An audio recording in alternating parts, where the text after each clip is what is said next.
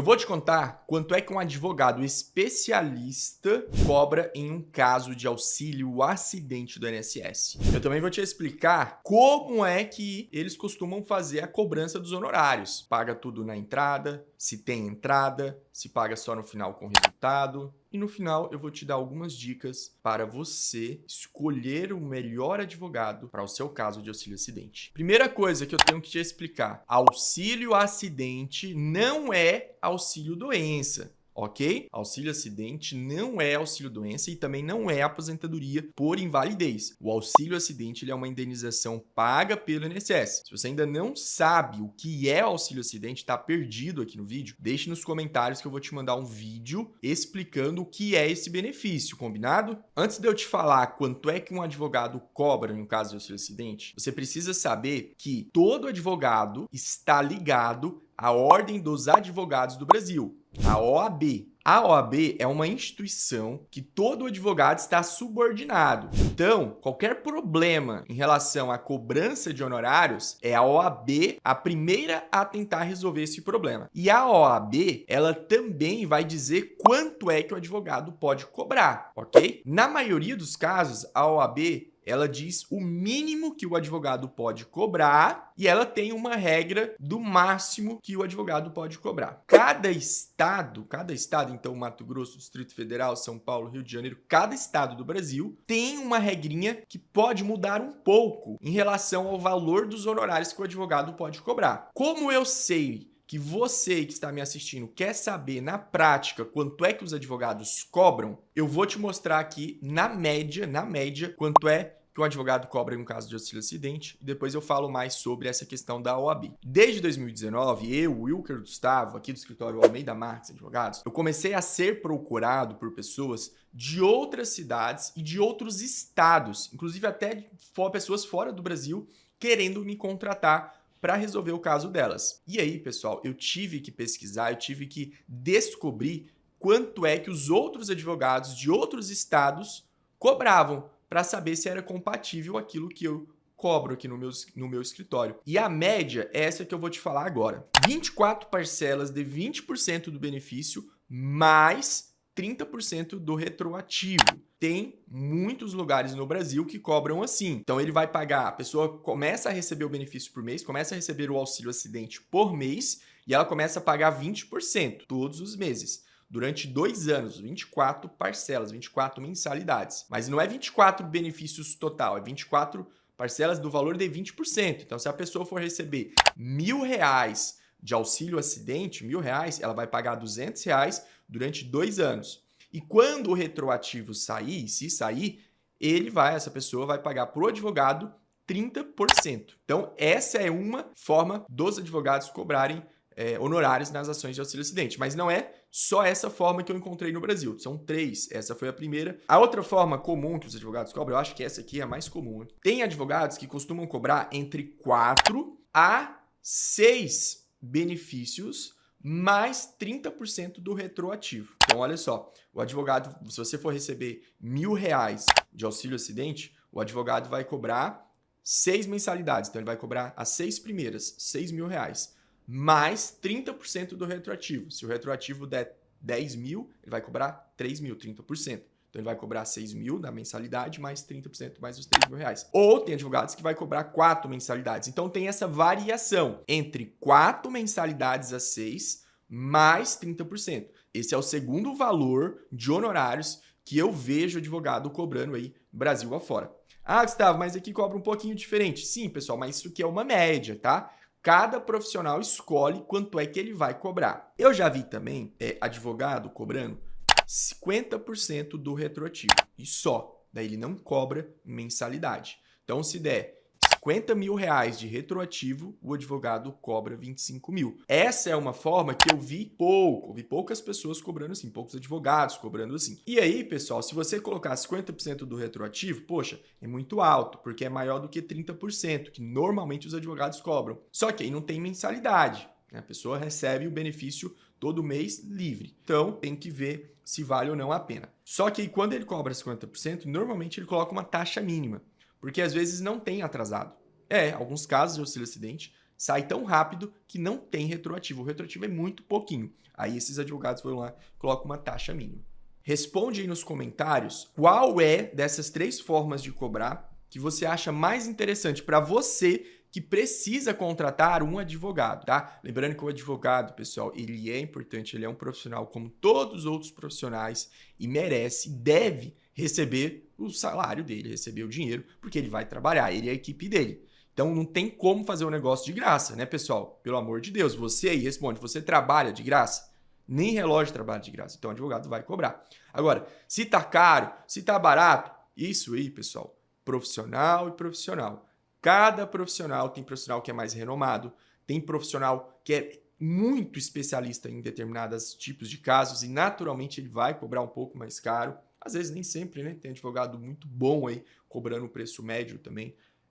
Isso aí você precisa analisar. Gustavo, algumas perguntas que as pessoas sempre fazem sobre contrato de honorários em caso de auxílio-acidente. Tem entrada ou paga só no final? Olha, tem advogado que cobra a consulta e aí você tem que pagar uma entrada, tá bom? Esse valor pode variar entre R$500 até R$1.000 ou até um salário mínimo, mas isso depende muito do advogado. Mas, Gustavo, como é que eu vou saber se eu tenho direito ou não? Eu preciso conversar com o advogado antes. Não, tem alguns escritórios que fazem a entrevista. Então você marca uma entrevista. O advogado vai te entrevistar, não é uma consulta, é uma entrevista, para saber se existe chances de você receber auxílio-acidente ou não. Então você faz essa entrevista, o advogado nessa entrevista não vai ficar respondendo todas as suas dúvidas, ele vai mais te entrevistar e aí você fala, olha, eu consigo trabalhar no seu caso para receber só no final. É tanto. Você aceita? Ah, eu aceito. Então assina um contrato, aí vamos conversar agora sobre o seu caso, aí vocês vão conversar sobre estratégia, claro, depois do contrato assinado. Porque senão fica fácil, né? Você vai lá no melhor advogado, um advogado super especialista, conversa bastante com ele, ele passa todas as estratégias sobre como ganhar o caso de auxílio-acidente ou qual a melhor estratégia, aí você vira para ele e fala, não vou te contratar não, vai embora. Poxa, o advogado gastou o tempo dele e não recebeu nada por isso, eu não acho justo. Você acha justo? Responde nos comentários. E, claro, se você quer saber se o valor que o advogado está cobrando no seu contrato, no seu caso de auxílio-acidente, se está de acordo ou não com a OAB, faz assim. Primeiro, vai lá no Google e coloca OAB mais o nome do seu estado. Vou imaginar aqui, OAB São Paulo. Vai lá e pesquisa. Tabela de honorários OAB São Paulo. Você vai encontrar uma tabela de honorários e lá você vai ler e procurar sobre causas previdenciárias, ações previdenciárias. É lá que você vai encontrar os limites da OAB. Existe uma regra que vale para todos os tipos de contrato pelo resultado, aquele contrato que você vai pagar só no final. Presta bem atenção que essa é uma regra de ouro da OAB. O advogado nunca poderá receber mais do que o cliente dele. Nunca. Então vamos imaginar o auxílio-acidente. Uma ação de auxílio-acidente, você recebe, ou um pedido administrativo de auxílio-acidente, você recebe R$100.000 de retroativo. O advogado não vai poder cobrar de você R$51.000. Porque você está ganhando 100 mil e o advogado cobra R$51.000 e você fica com 49 mil, o advogado está ganhando mais do que você. Então preste muita atenção nisso, tá? Isso é uma regra de ouro que vale para todos os contratos de honorários pelo resultado. Tá joia? Que você paga só quando o advogado consegue ganhar a causa. Você já se inscreveu no meu canal? Eu posto vídeo aqui, eu tenho vários vídeos explicando sobre auxílio-acidente. Inclusive, recomendo você assistir para ficar por dentro. Faço live toda quarta-feira respondendo as perguntas de quem já é inscrito. Então, convido você a se inscrever no meu canal, clicando no botão aqui, sem contar que você vai ajudar esse meu trabalho de trazer informações aqui no YouTube. Eu prometi para você que iria te dar dicas de como escolher um bom advogado para cuidar do seu caso de auxílio-acidente. Na verdade, são perguntas, essas dicas são perguntas que você deve fazer para o advogado antes de contratar, antes de assinar o contrato. A primeira pergunta é: quais tipos de casos você trabalha? Essa é uma pergunta que você tem que fazer. Doutora, quais os casos que você atende aqui no seu escritório? E aí você tem que prestar atenção na resposta. Por quê? Veja bem, se eu vou no médico ortopedista e o ortopedista fala assim, não, eu sou ortopedista, mas eu também sou psiquiatra. Bom, pode ser, não é impossível. Mas estudar uma coisa só normalmente deixa aquela pessoa mais especialista, você não acha? Ortopedista e psiquiatra.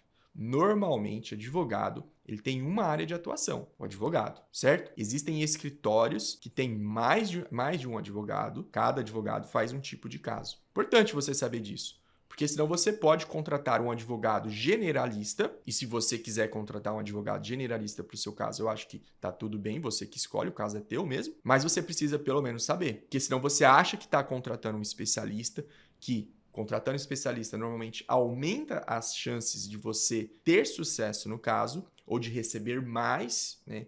Receber um pouquinho mais, e aí você acha que está contratando um especialista. Não, está contratando um generalista. Segunda pergunta, como é que tem que estar a minha documentação médica? Pessoal, o advogado, ele precisa ser chato com as provas. Essa é a verdade, tá? O advogado, ele tem que ser chato com as provas. Juiz é chato com provas, perito do INSS é chato com provas, perito do juiz é chato com provas. Como assim chato, Gustavo? Ele é detalhista, o laudo tem que estar escrito, tem que ter exame dependendo do tipo de sequela do auxílio-acidente.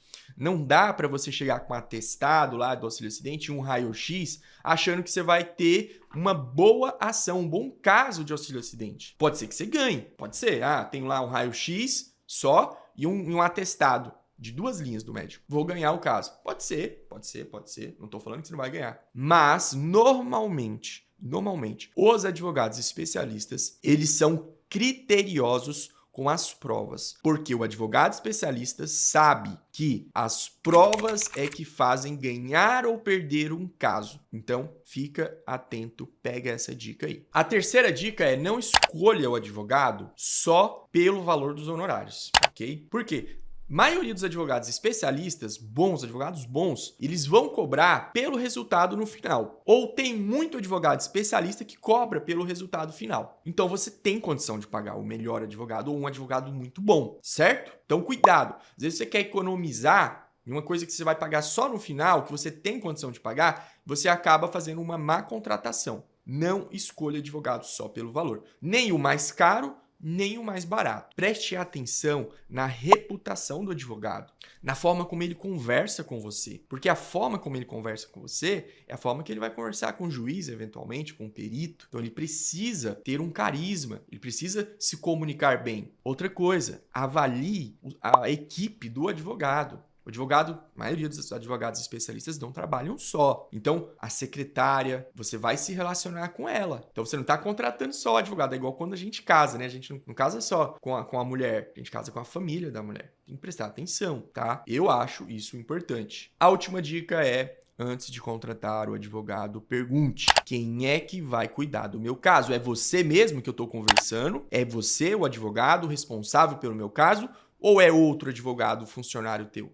Fica atento, porque às vezes você contrata um, mas quem vai trabalhar é outro. E aí? Tudo bem, é normal, tá, pessoal? É normal você contratar um advogado e ele colocar outra pessoa para trabalhar no caso. Isso não é errado. Porém, você precisa ficar sabendo. Ele não pode fazer isso escondido de você. Pelo menos é assim que eu penso, ok? É natural que o advogado tem secretária, tem assistente, tem assessora, tudo normal. Mas o advogado, o que vai pensar sobre o seu caso, o que vai decidir a estratégia, quem é? Você precisa saber. Você vai num médico para contratar ele para fazer uma cirurgia e você faz a consulta com o médico. Mas quando chega na mesa da cirurgia, é outro médico que vai fazer a cirurgia. E aí, você acha certo isso? Eu não acho. Mas é claro que o médico para fazer a cirurgia tem um anestesista. Dependendo do tipo de cirurgia, tem outro médico para auxiliar ele.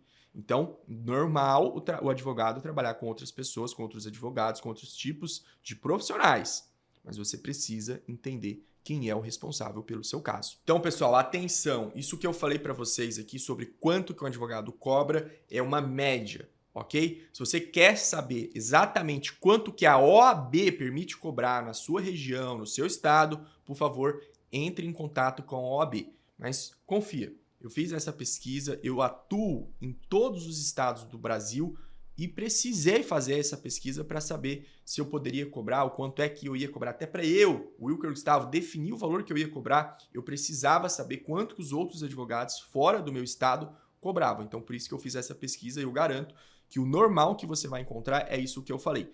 Você vai encontrar um advogado cobrando bem mais? Claro, sempre tem um fora da casinha. Você vai encontrar um advogado cobrando bem menos? Eu acho difícil. Eu acho difícil porque o advogado que se preza sabe que uma ação de auxílio-acidente não é coisa simples. Tá joia? Até o próximo vídeo.